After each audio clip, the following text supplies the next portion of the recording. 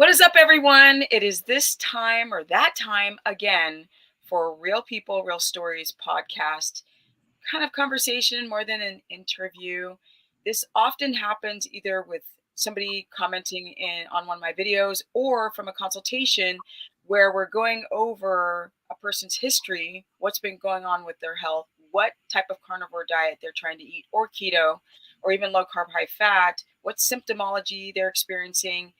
And 9 times out of 10, they've been following the advice from people who are wrecking their health. So welcome, Amber. Hello. Thank you for having me. Yes, absolutely. Now, you guys, most of the people that I interview do not ask for me to interview them. They just are telling me their story, and I ask if we could do it and publish it for my audience to hear. I want you guys to understand so many people are freaking confused and they're getting a lot of conflicting information. So instead of me yakking, let's get on to Amber's story. Amber, talk to me. Tell us what happened.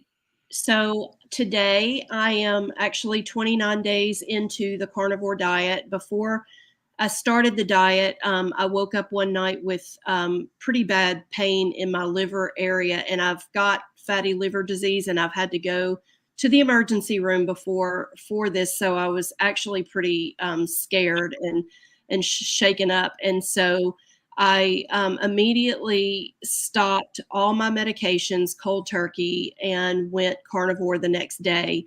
Um, it I actually spent a few weeks researching the diet and all of the people. I've never heard of this diet before, which is surprising to me because I've researched so many different ways of eating, trying to get myself healthy. And I had never heard of this, and my son mentioned it to me. And so I checked it out and got as much information as I could before I started it. And then after the liver incident, I just went ahead. We lost Amber. Do what? Okay, sorry. There was like 2 seconds where we couldn't hear you. I'm sorry. So, after researching as much as I could and felt comfortable starting the diet, the incident where I had the liver pain in the middle of the night, that just kind of catapulted me into starting it the next day. And I stopped all of my medication cold turkey, chronic pain medication that I've been on for 12 years. My type 2 diabetic medicine and high blood pressure medicine, stopped all of that in the same day. And I started looking for support and information. And of course, I come across all of the channels that promote this way of eating, and they have their own private groups, like the Steak and Butter Gang, and I think the other one is the 5 Minute Body. And so I've just listened to tons of their videos and then decided to go ahead and join their monthly challenge. And so when I started it, I was following all of their advice, basically, which is high fat, moderate protein, or high protein, moderate fat. And I was coming off of, a diagnosis of celiac disease years and years ago. So I actually got my eating to the point where I wasn't having chronic diarrhea every day. I was having it 12 to 16 times a day, every day, with celiac disease. And so I got that under control. And then once I started the carnivore diet, I was having major diarrhea every day, multiple times a day, and it was painful. And so that was a little triggering for me. And of course, I've, reached out for all of the advice that I can get through through the Steak and Butter Gang. And everybody just says that it's normal. Your microbiome is, just restructuring itself, that it's not used, the bacteria in your stomach is not used to this way of eating. And it's all of the old, bacteria, whether you have H. pylori or whether you have SIBO, it's all the candida, it's all dying off. And, that's part of the diarrhea process. And, just to keep going. And, I'm 29 days in, and I'm still having diarrhea. And I just, I'm very confused because there's so much information out there that is contradictive in this community, in this realm. And, I'm just kind of at a loss and a little a little frustrated with the so-called leaders in this particular group, realm of carnivore, because they basically tell you it doesn't matter what kind of meat you eat. You can eat, meat with nitrates in it. That's fine. If you want to do this on the cheap, you can use, Kroger or Walmart meat.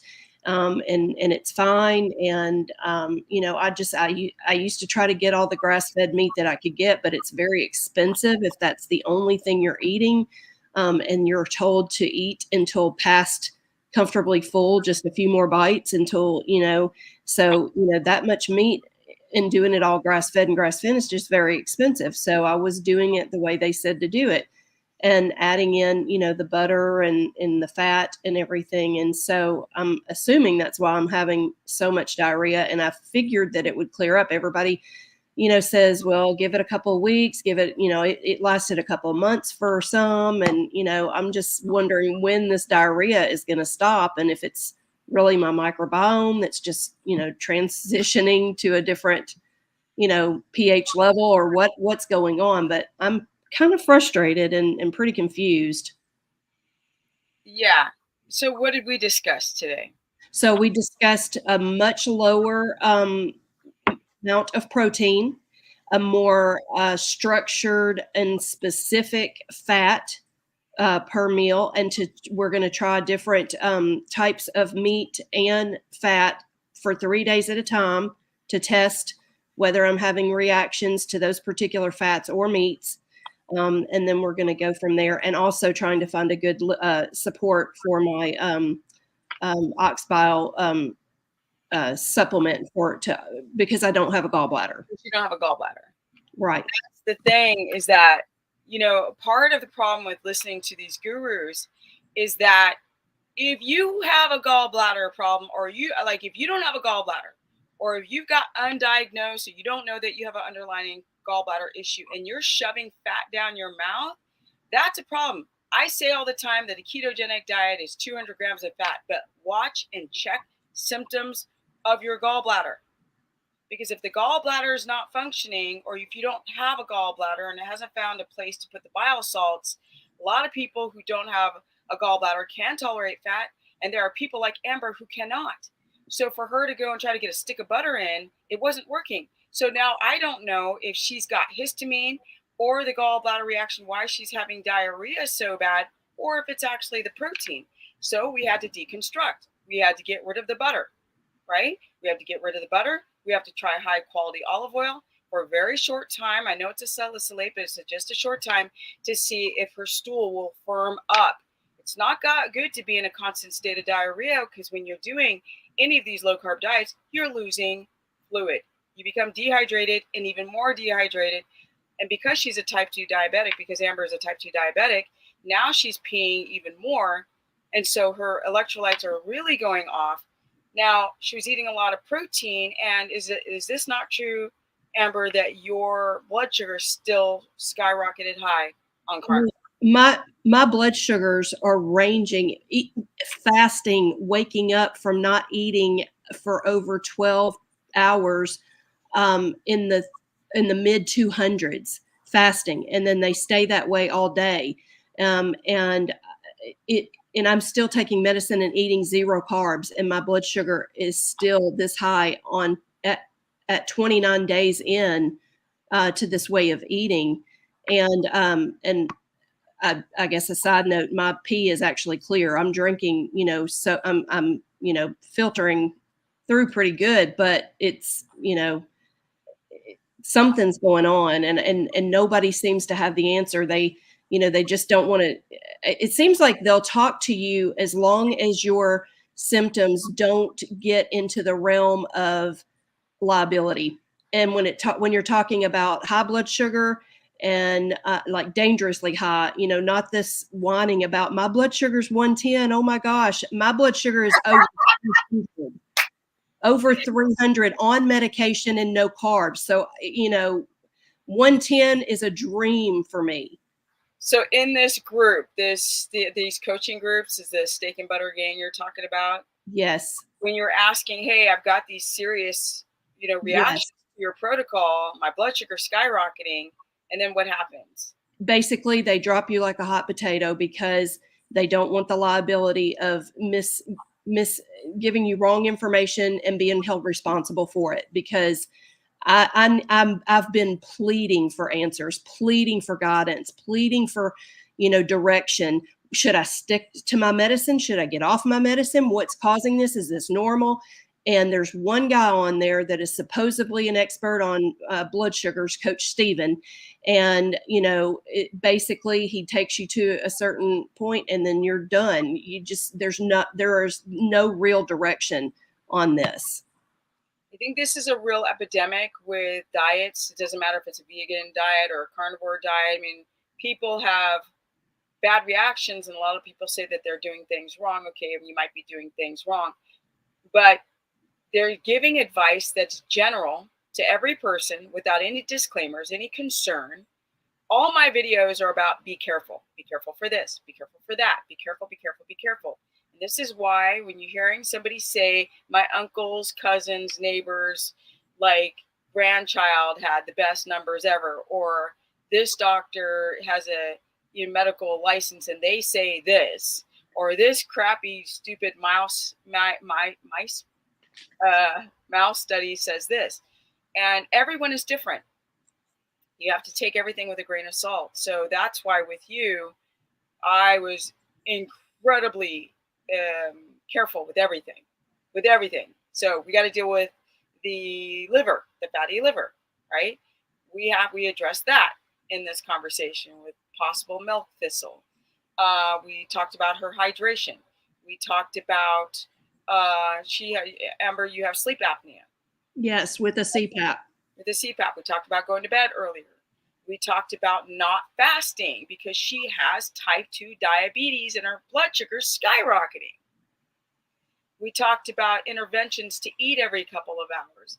We talked about potentially going back on to carbs, but she's got bloating and high blood sugar. So keto omnivore is where it's at, but she bloats on plants. So now we've got to figure out what plant does she not bloat on? And that's a lot of experimenting, a lot of journaling. And that's how you start to figure out what is going on with what foods. And if you're eating a different meat every 3 hours, you're going to see, not 3 hours, 3 days, you're going to see, I do well with this meat, I don't do well with this meat.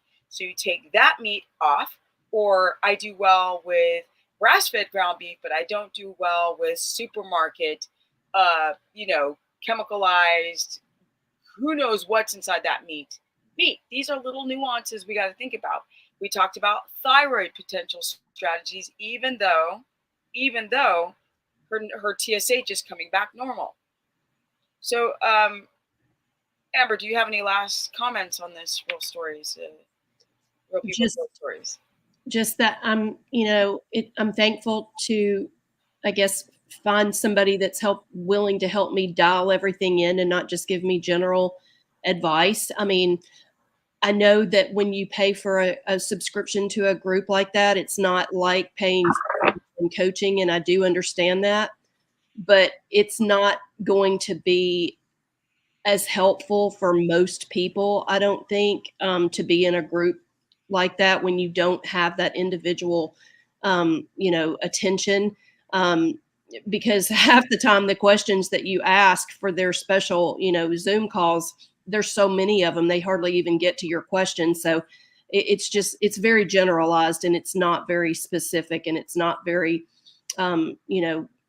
individualized to your specific issues. So I'm just thankful, to finally have, a source for that individual help that I need, because I am very ill. I'm very ill. And that may be the thing, those coaching groups are probably really good for people that just want to lose a few pounds, or, just adopt a different way of eating. But for somebody who is generally very ill every day and cannot function, that it's not enough. It's not enough. It's really not. And I really think that even if you appear to be healthy, you still need to be careful with such broad stroke commentary on how to eat any food. Every single person is different. It doesn't matter that, let's say, I look great and my blood sugar is in range. That doesn't matter, because we are all different. We start off very similar and we split off in different branches to what we're exposed to in our life, including, emotional, physical, chemical, life stress that affects our DNA. So thank you. And I just also want to mention, if anybody thinks that not pooping on a carnivore diet is okay, uh, run, Forest, run, because this is not true. This is a big LIE. So, Amber, thank you so much for taking the time. I asked if she could tell her story. That's the reason why she doesn't want to be seen on camera, which I completely understand. But I really appreciate you taking the time. And I'm gonna put you in the green room and talk to you for a few minutes before I'm totally done for the day. But thank you so much for telling your story. You're welcome. Okay, cool. So I'm gonna put you in the green room right now. All right, guys. Thank you so much for joining today's episode, where Amber's kind of talking about this whole priming thing in this group. It's not like I want to talk about other gurus, but it just comes up consultation after consultation after consultation, where people who are seriously having health issues want to make major changes, and they're getting stuck, or they're getting worse, or they're gaining more weight. That was one thing that we didn't get into, is the amount of weight she started gaining um, doing carnivore. And I'm like, your blood sugar's skyrocketing. And I was like, what's going on? And then she said she was doing the whole priming thing. So be very, very careful, my people. I know it's difficult to hear things like this doesn't work, and that simple solutions aren't always the answer. But that's what makes life very interesting. It's the challenge of life, it's the Rubik's Cube of life, the puzzle. But once you figure it out, it's amazing how much the body wants to survive what you do to it. It takes a lifetime of damage, and it's going to take a while to get better. So stay patient, everyone. You can follow me on Instagram at Stephanie Ketogenic. You can go book a consultation at stephanieperson.com. I'm going to open more dates at the end of this month. Also, you can go and join my course through stephanieperson.com, where I cover all 3 diets, not just carnivore, because people have different issues like blood sugar issues or gallbladder issues. And energy, 55 going on 56. Thank you so much, Amber, and everyone who's watching. And I'm out. Peace. That was obnoxious energy, right? But I have it.